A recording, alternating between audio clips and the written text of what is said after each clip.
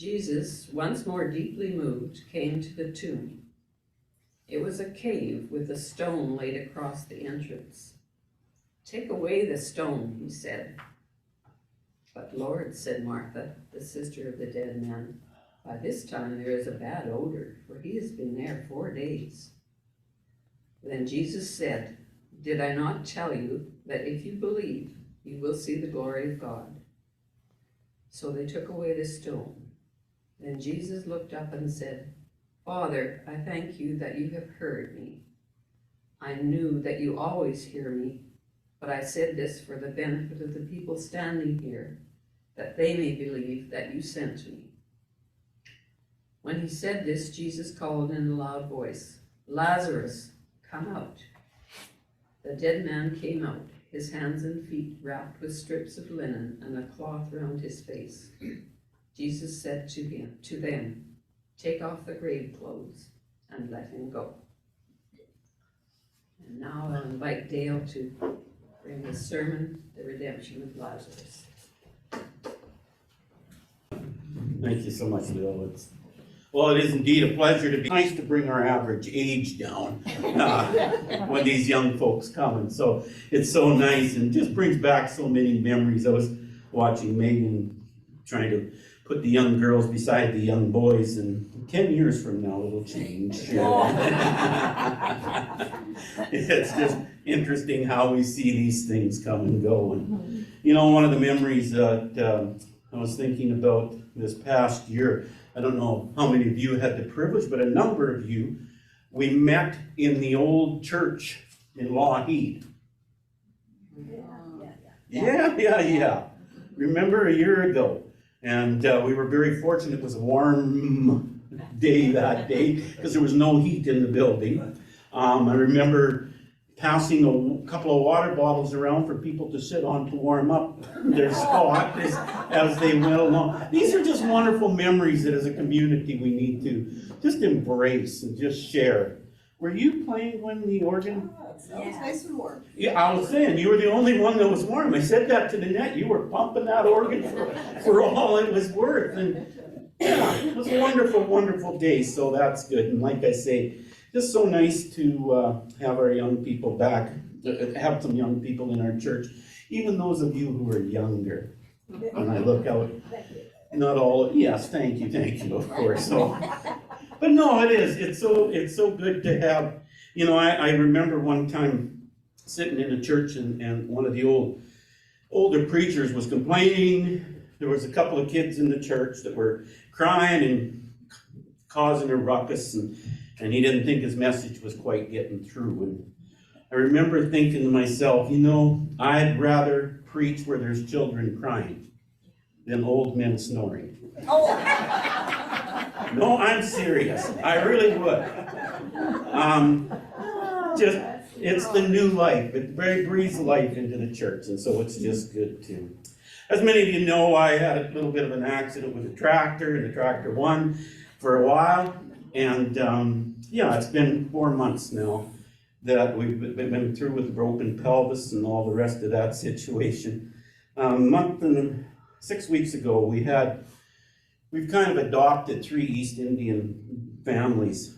We call them our daughters, our grandchildren. They're very dear to us, very close to us. And they came over the one day for an all-out celebration. And at the end, the oldest fella there of one of the groups wanted to offer a prayer before they all left. And they have, with their broken English and stuff, they're learning the language, but everybody was quiet as he prayed, and the one line came up, "Please help Dale become normal again." And I have to be honest with you, Nanette started snickering. And then there was sort of a little broke out. Probably because it's a prayer she's been praying for over 30 years, perhaps, but whatever. So there's funny moments as we go through life and we look at these different things. Today, I wanted to talk about this subject, the subject of Lazarus, probably one of our favorite, a lot of people's favorite stories. But before we do, let's just bow our heads. Lord, I just ask that you be with us, may your presence help us to really garner, to really understand, and really appreciate this story. We ask these things in Jesus' name. Amen. If you're wondering why I'm speaking about Lazarus, I took and texted Mel last weekend and I said, is there any topic you would like to particularly hear about? And she said Lazarus. Right, Mel? This is not, so I'm good. I'm good with this. One of my favorite stories in the Bible. And so just an opportunity for us to try and maybe understand it better. In order for us to understand it, we need to go back a little bit into the Jewish culture and the Jewish way that things were happening at that time. And it'll help us to understand why this story became so important and why it was such a vital part in the ministry of Christ. Okay? It goes back to the fact that the Jewish rabbis, through the years, hundreds of years in advance, had come up with a list of what they called the 4 messianic miracles. They would be miracles that only the Messiah could do. And so they had created these mostly out of the book of Isaiah, and this is where they got most of their ideas for these specific miracles that they were going to have. And I'll just read to you from Isaiah 35, verses 4, 5, and 6, so you get an understanding of where the rabbis were coming from. It says, "Say to them that are of a fearful heart, be strong, fear not, behold your God will come with vengeance, even God with recompense. He will come and save you. Then the eyes of the blind shall be opened, the ears of the deaf shall be unstopped, then shall the lame man leap as a deer, and the tongues of the dumb sing, for in the wilderness shall waters break out and streams in the desert." So what they had come to the conclusion was, from reading the book of Isaiah mostly, that there would be these certain miracles that would be a sure sign that when the Messiah came, you would know who the Messiah was. So they had 4 messianic miracles. For those of you who would like to take that further, just Google. We live in the world of Google. Google 4 messianic miracles, and they will explain them to you. Here are the 4, just quickly, so that we can get into the heart of the story. The first one was that when the Messiah came, he would be able to heal leprosy. Nobody had ever been able to heal leprosy in the past. It was something that only God could do. And from their history, they knew that both Miriam and Moses had been healed of leprosy at different points. So they knew that this was something that God only could do. Leprosy also represented sin to those people. If you read through the Bible, you will see leprosy being referred to as sin. So when the Messiah came, he would heal people from leprosy. He would be able to heal the sin problem. So this is the first one. The second one was that he would be able to cast out demons. Demons that were both deaf and mute. They had a history of being able to cast out demons by announcing the name of the demon and then casting him out. But if they could not speak and if they could not talk or hear, only the Messiah would be able to cast out such a demon. Jesus comes along and he casts out such a demon. We find it just after the Transfiguration. Third, he would be able to heal somebody that had been born blind from birth. That was a big one for them. Blindness, we'll see Jesus heal many, many times in the Bible, but the one that was first and foremost is found in John 9, where Jesus heals somebody. And if you read very carefully, it was somebody without eyes. And so we see him putting the balls of clay in his eyes in order to heal him. Jesus fulfills the third messianic miracle. The fourth and that was about that God, when he came, would take care of the birth defects. Something only the God could do, only the Messiah could do. The fourth one is the miracle we're going to talk about today. And that is that he would have the power to raise somebody from the dead, and this is key, that had been dead more than 3 days, had to be dead 4 days. Their belief was that the spirit of the body hung around for at least 3 days. But on the 4th day that it left, the body had begun to decay. It had begun to give off a bad odor, as Mrs. Forrester read to us earlier. Don't mind if I call her Mrs. Forrester, it's still an old. Careful with the old. Yeah. My old habit. That's what I was referring to, my old habit. Old school teachers just. So, this is the same teacher who used to try and get me to be quiet. So, 2 hours into this sermon, she'll be trying again. But anyway. But this is the whole point of it had to be somebody who had been in the grave more than 3 days. Significant, because others had healed or had brought people from the dead, including Christ himself on a couple of occasions, but never over the 3-day period, longer than a 3-day period. So because of their belief that the spirit still hung around, they had to wait until after 3 days. This becomes important as we understand this miracle. So we have the 4 messianic miracles. Jesus has already done 3.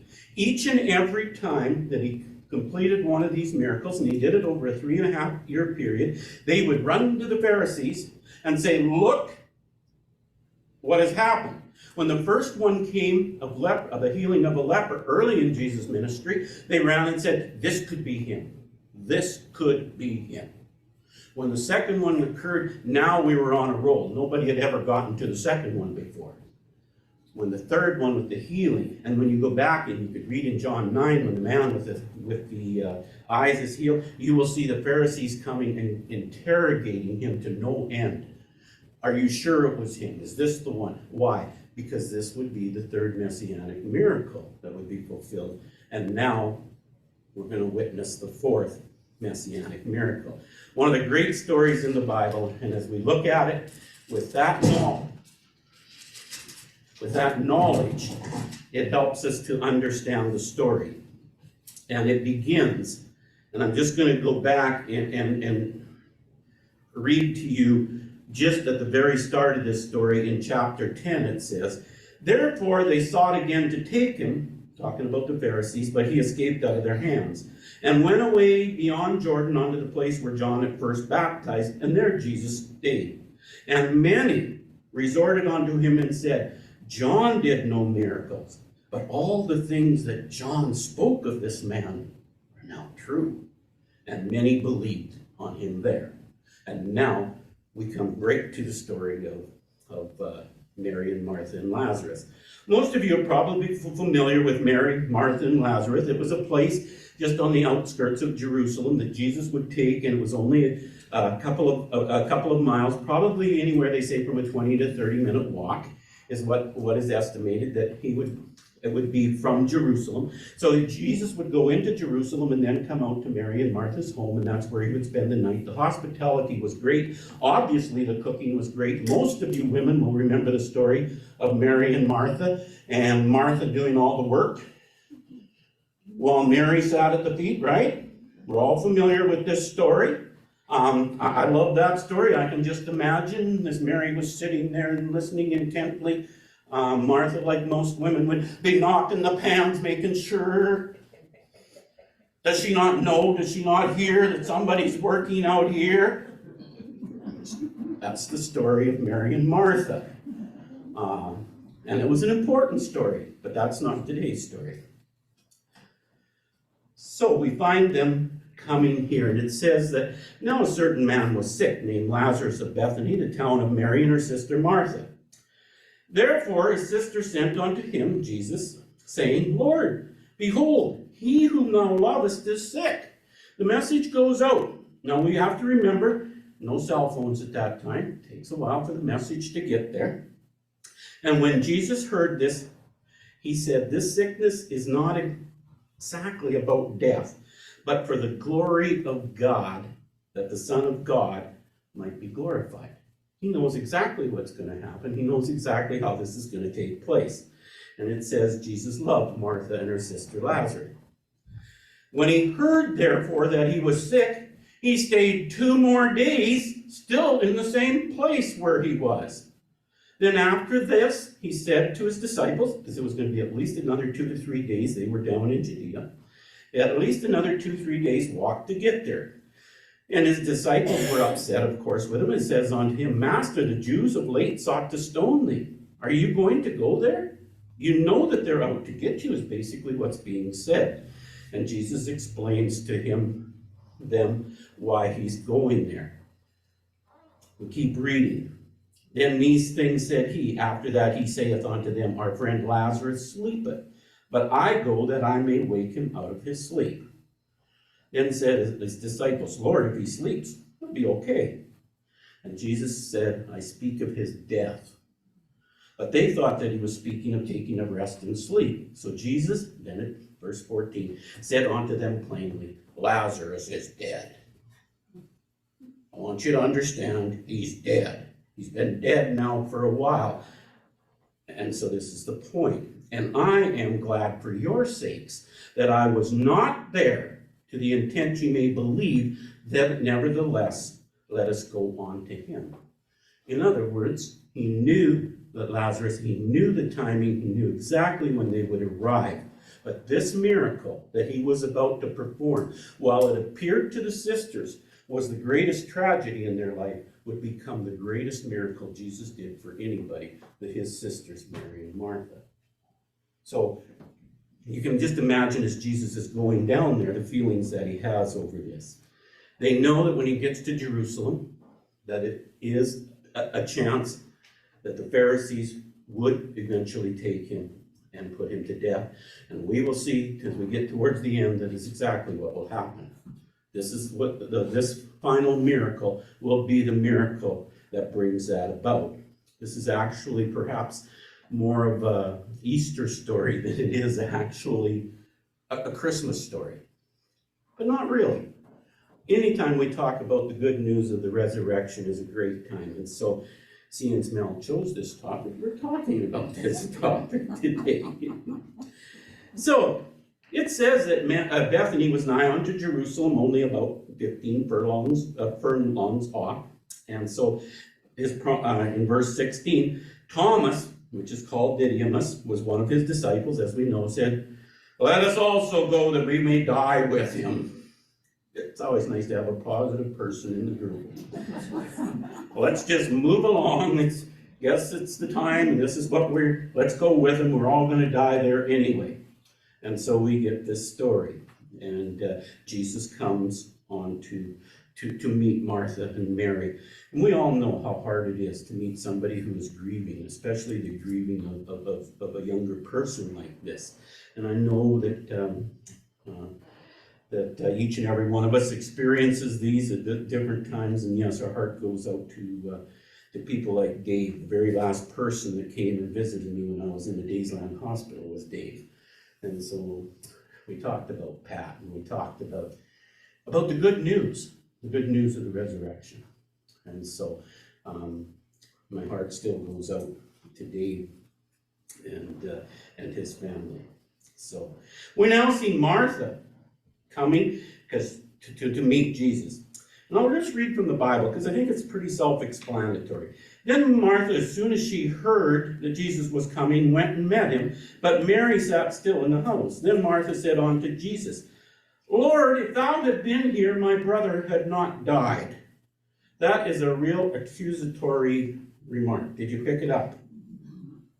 If you had been here, this is your fault. And I wonder how often as we go through life and experiences, it's our tendency to blame God. We see so much of this nowadays. But here's Martha. If you had been here, but I know that even now, this is her, whatsoever thou wilt ask of God, God will give it to thee. I love her faith. A little accusation, a little in there, but whatever you would ask of God, he will give it to you. Jesus said unto her, Thy brother shall rise again. Now Martha, who has all the answers, and we remember this, she did not sit at the feet. She was doing pots and pans. Said, I know that he shall rise again in the resurrection at the last day. Jesus said unto her, I am the resurrection and the life. He that believeth in me, though he were dead, yet shall he live. And whosoever liveth and believeth in me shall never die. Believest thou this? She said unto him, Yea, Lord, I believe thou art the Christ, the Son of God, which should come into the world. She believed he was the Son. She believed that he could heal somebody from sickness. But death was just a little bit too big of a request to ask from God. I believe. She said unto him, Yea, Lord, I believe. And when she had said so, she went her way and called Mary her sister secretly, saying, The Master is come and calleth for thee. Now Jesus was not yet come into the town that was in the place where Martha met him. And the Jews then that were with her in the house and comforted her, when they saw Mary, that she rose up hastily and went out, following her, saying, She goeth out unto the grave to weep there. And this was a common practice amongst the Jewish people. In fact, many of the Jewish people, and it's recorded in the scriptures in different places, when somebody died or passed away, they hired professional mourners to come. It was a sign of your tremendous grief. The more mourners that you would hire, the louder they would cry, the more that it was a sign of your tremendous grief. So here we see the same thing happening as Mary goes out. They follow her out to grieve with her at the grave. When Jesus therefore, just hold it, I got back up. So she goeth out unto the grave to weep.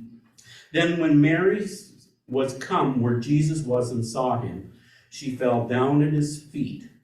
Martha didn't. Notice that. She was used to being where? In the kitchen. Where was Mary used to be? At the feet. At the feet. And so we see Mary at his feet with the very same words. Lord, if thou had been here, my brother would not have died. You can only imagine what Jesus felt at those moments, even knowing that the greatest miracle was about to happen. When Jesus therefore saw her weeping, and the Jews also weeping, which came to her, he groaned in the spirit and was troubled, and said, Where have ye laid him? They said unto him, Lord, come and see. And they took him to the grave. Whenever this next verse, such an important verse, whenever somebody said to me that you had to memorize a verse, it's verse 35. It says, Jesus wept. I could remember that one. My memory wasn't that good. But when they had told me to memorize a verse, this was my favorite. Jesus wept. It's one of those signs of Jesus showing his compassion for not only Mary and Martha, but the whole human race. Then said the Jews, Behold how he loved him. And some of them said, Could not this man, now watch this, which opened the eyes of the blind, have caused that even this man should not have died? Here we go back, referring to one of the Messianics. Like this is the man that did all these miracles. Could he not have kept this man from dying? Jesus therefore again, groaning in himself, cometh to the grave. It was a cave, and a stone lay upon ye the stone. Martha, the sister of him that was dead, saith unto him, and I love the King James translation much better than the one that was read here. Lord, by this time he stinketh. We say bad odor, isn't that a nice little way of, but not Martha. Martha, she had been in the kitchen. She was a pot and pan kind of lady. For he hath been dead 4 days. Jesus said unto her, Said I not unto thee that if thou wouldst believe, that thou shouldst see the glory of God? Then they took away the stone from the place where Jesus was laid, and Jesus lifted up his eyes and said, Remember, Martha had earlier said, Whatever you ask of God, he will do for you. Listen to what Jesus said. Father, I thank thee that thou hast heard me, and I know that thou hearest me always. But because of the people which stand by, I have said it, that they may believe that thou hast sent me. They are about to see me fulfill the miracle, the fourth messianic miracle. I knew you were going to do it, but in order for those around here to believe that you have the power, that we have the power of resurrection, we're going to perform this great miracle. And when he thus had spoken, he cried with a loud voice, Lazarus, come forth. And he that was dead came forth, bound hand and foot with grave clothes, and his face was bound about with a napkin. Jesus saith unto him, Loose him, and let him go. Can you imagine the sheer joy of two sisters as they watched this mighty miracle take place right in front of them? Something that they knew was absolutely impossible. A miracle that had only been saved for them.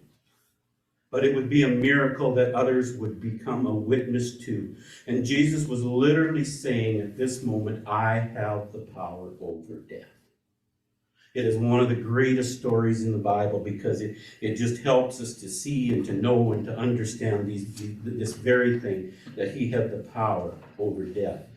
I think what maybe perhaps we don't always realize when we tell this story is that Jesus himself would go into a grave, but it had been prophesied for only how many days?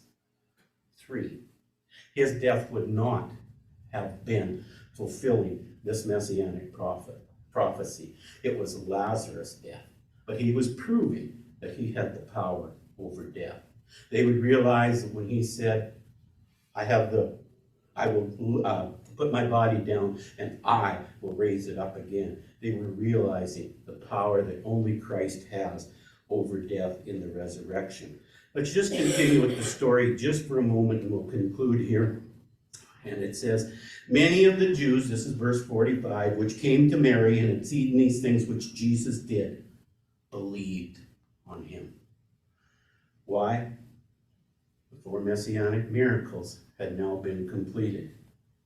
But isn't it interesting? It said, but some of them went their ways to the Pharisees and told them what things Jesus had done. He has completed all 4 messianic miracles. It talks then about Caiaphas, the head high priest, and I'll just shorten this up, but you can read this. It's all found in John 11 from the beginning to the end, where Caiaphas, the high priest, says, we are in trouble. Our positions are in trouble. People are going to believe that he now is the Messiah.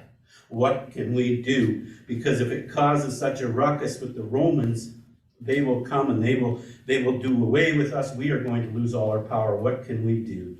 And it says this, and one of them named Caiaphas, being the high priest that same year, said unto them, ye know nothing at all.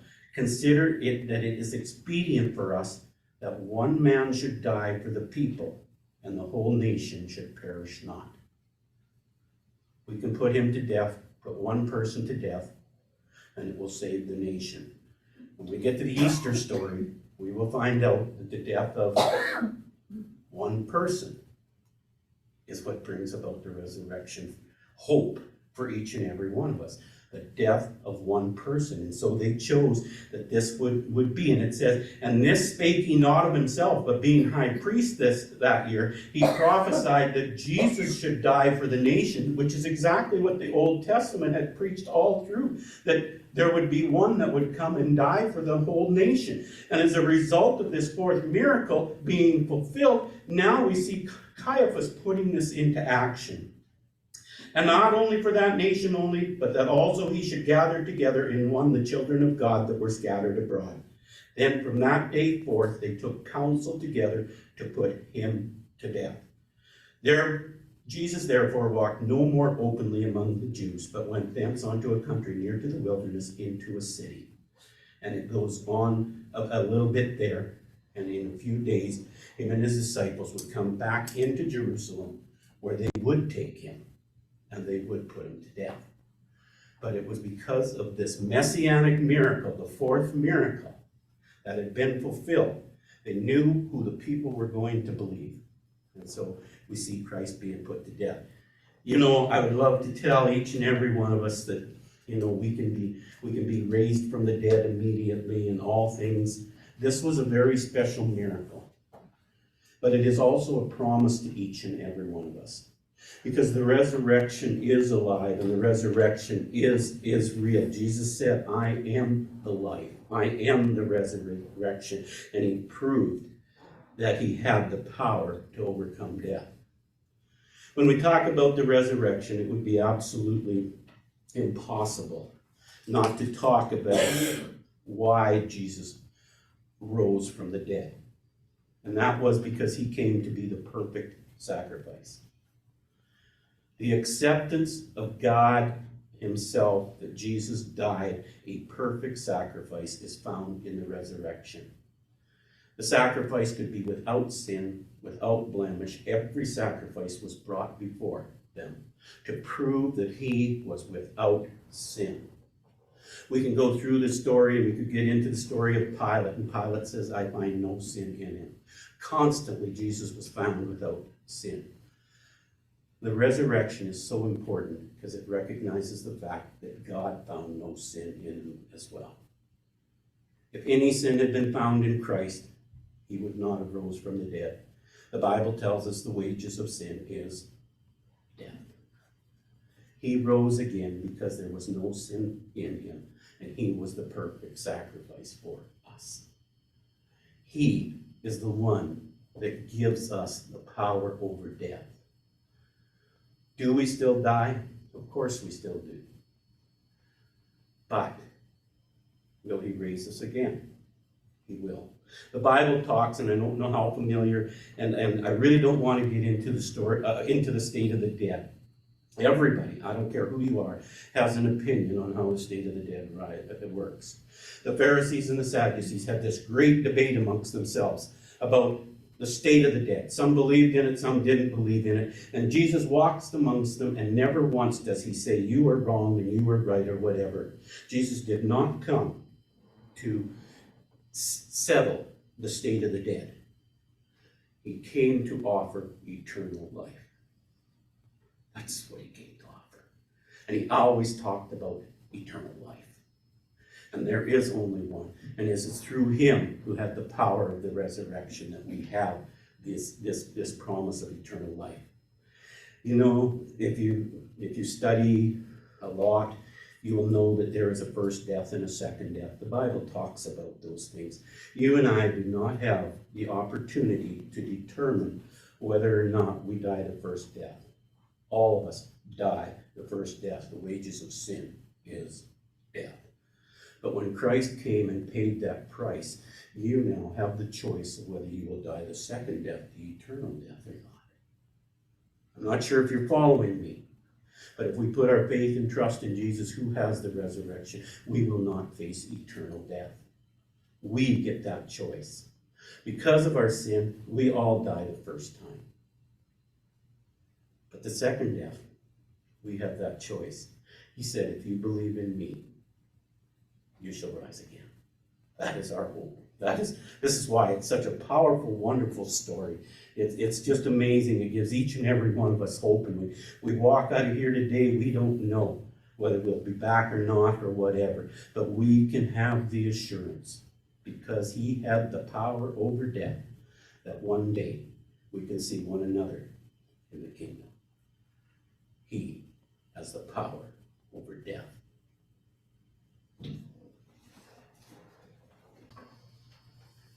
Go forth now in the name of Jesus Christ. There is comfort and hope always. And may the Lord bless you and keep you. The Lord make his face to shine upon you and be gracious unto you. The Lord lift up his countenance upon you and give you peace. Amen.